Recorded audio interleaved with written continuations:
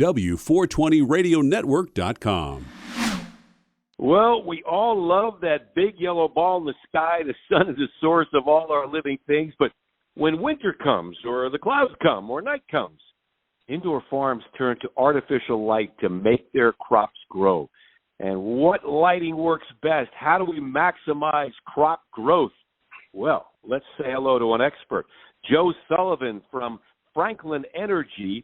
He is the Indoor Agricultural Program Manager. Joe, welcome to W420 Radio. I can't wait to learn so much more about indoor lighting and what works best. Yeah, absolutely. Thanks for having me today. Well, really looking forward to it. Yeah, sure. I mean, everybody knows that indoor grow is more challenging, and then again, it can be more advantageous because you can control the ecosystem and your environment. So what is the best lighting source to have the best grow outcome? A word for indoor ag or indoor growing would also be controlled environment agriculture. And, that's exactly what you're trying to do. You're trying to control and provide the best possible environment for your plants to thrive.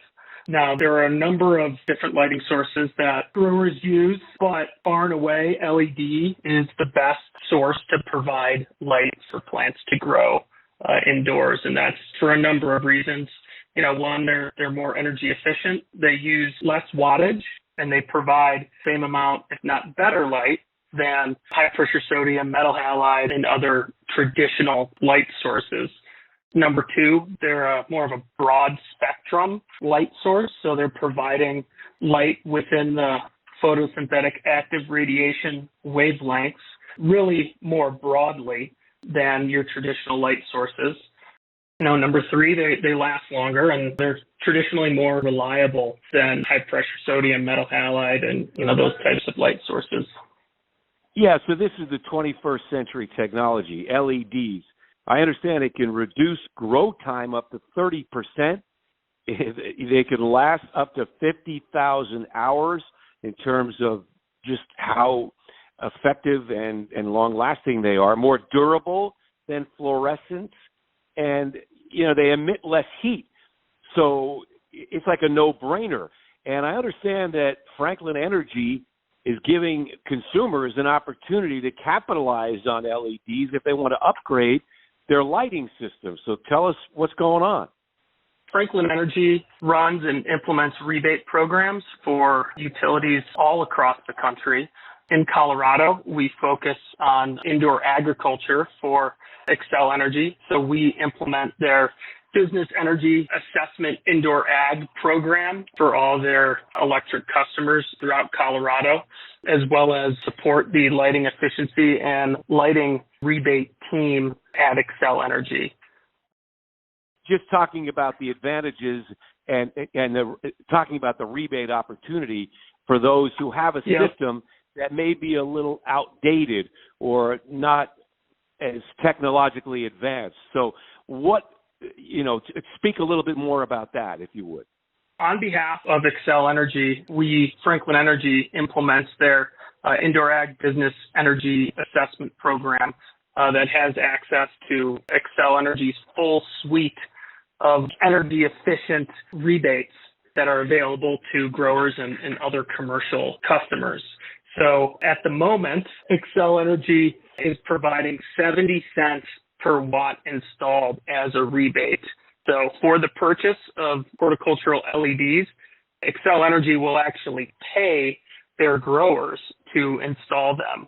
Fantastic. As I said, Franklin Energy does work all over the country for a number of utilities, and there is, at least to my knowledge, no other utility that has as a track rebate for their growers. So right now, if you were to buy, let's just say a 700 watt LED, you would receive almost $500, so $490 for the purchase of those lights, at least per light, that is.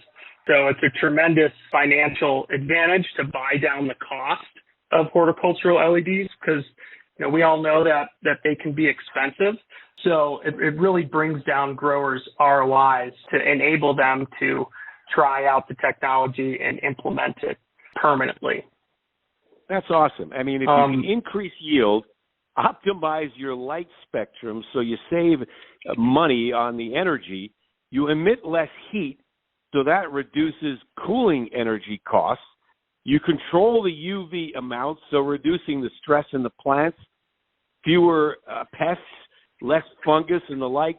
I mean, this is the no-brainer of all time. I mean, now talk to me a little more about full spectrum lighting of LEDs, because I know at different times the cannabis plant needs blue light spectrum or red light spectrum, and we'll get into that in a moment. But what is the concept of full spectrum LEDs for the uninitiated, for the non-aficionado like yourself, an expert? We actually refer to it as broad spectrum and not full spectrum. Cannabis uses light differently than what people actually see. You might have heard the term lumens are for humans, PAR is for plants, and I mentioned photosynthetic active radiation a little bit earlier, but LEDs actually provide more wavelengths within that photosynthetic active radiation zone than traditional horticultural lighting like HPS, metal halide, T5, which are a little bit more what you would call narrow spectrum. HPS provide more light in the red wavelength than, let's say, a metal halide, which focuses more on providing light in the blue and UV zone. But LEDs, you're able to tune the spectrum and get that full suite of light at really any intensity. So there's tremendous advantages there. Typically, blue light really help with growth in the vegetative stage. So when plants are growing, leaves and stems and kind of in their adolescent stage, right, they need blue light for a number of reasons. However, it helps with stem growth and growing a hardier, thicker plant and leaves. And then red light is more responsible for a lot of cannabinoid production during the flower stage towards the end of the plant's life cycle. So all light is obviously important for plants for photosynthesis. However, some of the spectrums, blue and red and far red and UV, provide different responses, or the plant provides different responses based on that light. So instead of utilizing one light that's only red and a little bit of blue, or one light that is a lot of blue and only red, with LEDs, you're able to get the benefits of that light at all stages of the plant life cycle.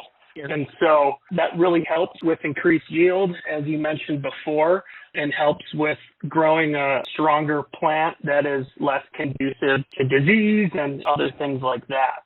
So there's a number of benefits just on the light spectrum side of things, but also LEDs enable growers to increase the intensity of the light that is being provided to their plants. So a 1,000-watt LED versus a 1,000-watt HPS is actually going to provide almost 20 to 30% more light depending upon the LED. So, growers have the ability to really crank up their light intensity, which has tremendous benefits for yield and growth as well. So growers are really they're really worried about their HVAC and dehumidification and, that side of the environment. LEDs also benefit growers and the growth environment by emitting less heat. Now that kind of comes with a caveat in the sense that a grower has their formula in their room dialed in, right? You're going to have them dialed into HPS or metal halide and whatnot. And then when you switch over to LEDs, that light source is actually changing the environment, right? So it's emitting less heat and the plants are not used to that less heat. So there's actually a lower leaf surface temperature with LEDs a lot of times. So it's important for growers to actually run their rooms a little bit hotter with LEDs than they would with HPS or metal halide or T5 in order to maintain a good VPD and a solid environment. So, there's not a one-size-fits-all formula for really any grower, but we always suggest that growers at least test LEDs for a cycle or two, and many manufacturers have programs where they allow you to do that. But you really want to figure out what's going to work best for you in terms of intensity, in terms of spectrum, in terms of wattage and VPD and the rest of the formula that contributes to yield and plant growth and whatnot. We're talking with Joe Sullivan from Franklin Energy. He's the Indoor Agricultural Program Manager. We're getting a lighting 101 from you, Joe. I'm learning so much. The business energy assessment that you provide to growers, no cost. Tell me more. Yeah, absolutely. It's a great program through Xcel Energy. We have a team here in Colorado that collectively has over 20 years of experience in the cannabis industry, in the controlled environment ag industry. Xcel has hired Franklin Energy to really give growers free advice on how to save energy. So we are free consultants. So we go into grow facilities and take PPFD, light intensity measurements. We measure VPD for growers. We take all environmental measurements, and then we go ahead and provide growers with a report that has recommendations for not only energy savings, but also optimizing growers' environment so they can increase yield and whatnot. So again, that's completely free. Xcel Energy pays the bill for growers' free consultants. And typically it takes a couple hours. We're in and we're out. And then, we give you that really good report that is going to provide recommendations for how you can save money and help out your bottom line. Yeah, I'm saying you have aspects that pertain to ventilation, compressors, heating and cooling systems, and of course the lighting that will all have an influence on the agriculture. So it's a multifaceted business energy assessment that you do. We look at all cultivation equipment within the facility. So like you said, HVAC, dehumidification, airflow and fans. We'll look at your control systems, right? And then we'll make recommendations, either how to tweak those systems to perform better now, or recommendations to potentially swap out that equipment for more efficient equipment.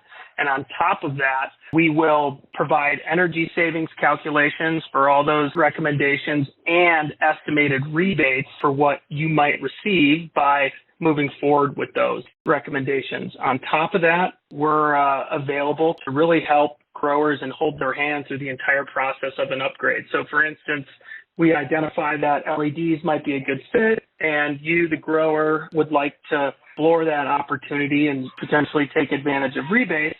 What we will do is actually help you find manufacturers or trades, help you get bids, review those bids, and really be with you the entire journey through your upgrade. So again, fantastic program, and one that is really unique to the utility and energy efficiency world. So, we're off to a great start. There's a lot of opportunity, and I know specifically where the market is at in Colorado. I know a lot of businesses are struggling, and so we're just here to help, no matter what that is.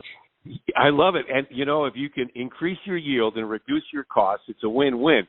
Now, can you break down a little bit of that blue light spectrum, which has between 400 and 500 nanometers emitting that light? And then that's during the early stages of the grow. But now you mentioned during flowering, you want the red light spectrum, which is between 600 and 740 nanometers. Is that simulating more like midday summer sun in the red light spectrum versus the blue light spectrum? Is that what the reference point is?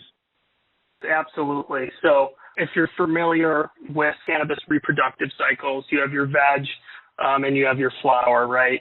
You could also throw clone and propagation in there. But what really you're trying to do is simulate, number one, the length of day and the type of light each one of those cycles would provide if you were outdoors, right? So cannabis obviously evolved outdoors. In the beginning of the year, the angle of the sun doesn't provide as much red light. It provides more blue light.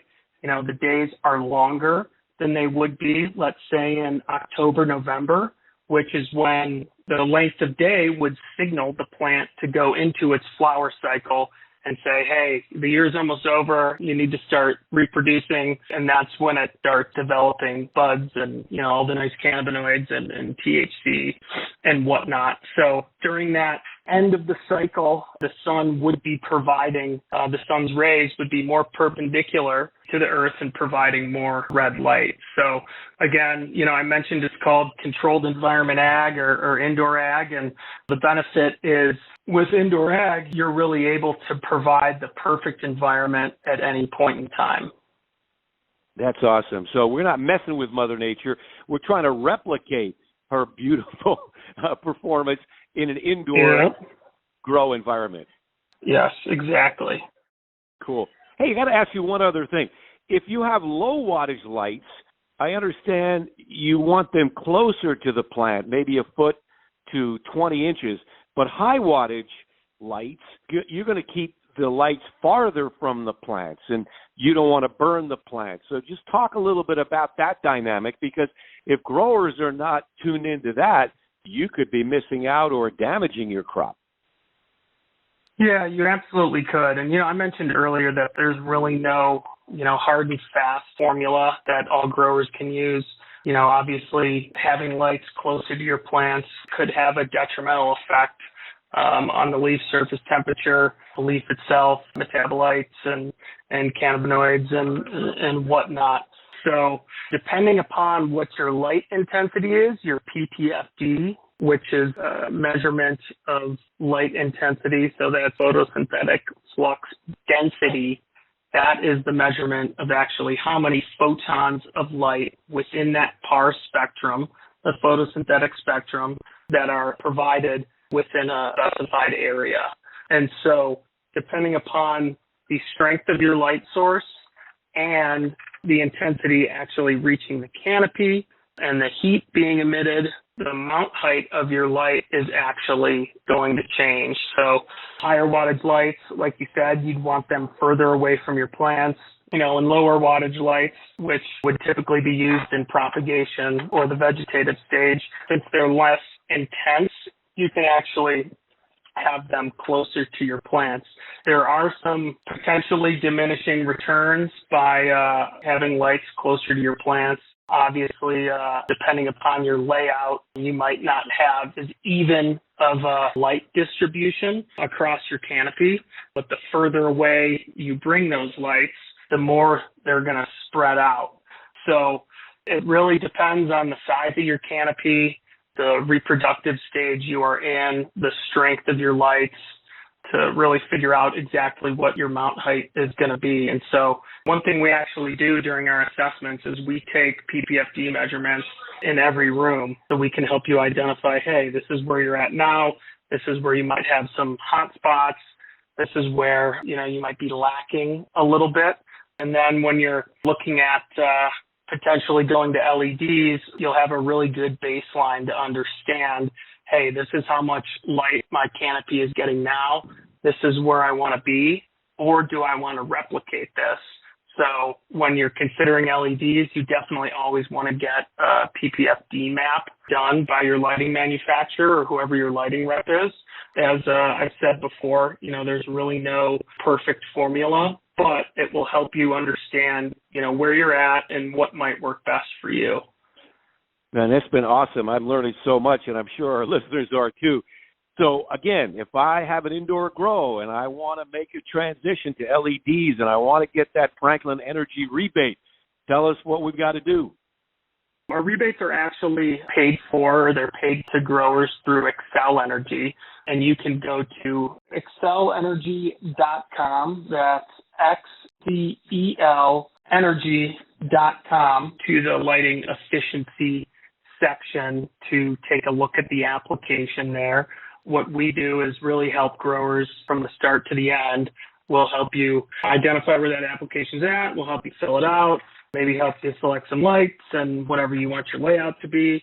You can contact the Excel Indoor Ag program at excelenergy.com. That's XCEL energy.com. And then from there, you navigate up top to business customers and then select rebates from the drop down. And finally, You can select business lighting from there. But the better way to get information fast and to participate in any of our programs would be just contact me directly, either by email or phone. My email address is jsullivan@franklinenergy.com. My telephone number is 720-822-3719. One of our amazing cultivation energy advisors will help you get started along your journey to be more efficient. That's awesome, and we will link that on our site as well, W420 Radio Network. Joe Sullivan, how illuminating this conversation has been. You've shed the light, put a bright light on a dark corner of my mind about indoor grows and LED benefits and the rebates and the like. And that's Joe Sullivan from Franklin Energy, the Indoor Agricultural Program Manager. He's a Jedi. Thanks so much, Joe. This is Rich Walcoff on America's Cannabis Conversation. W420radionetwork.com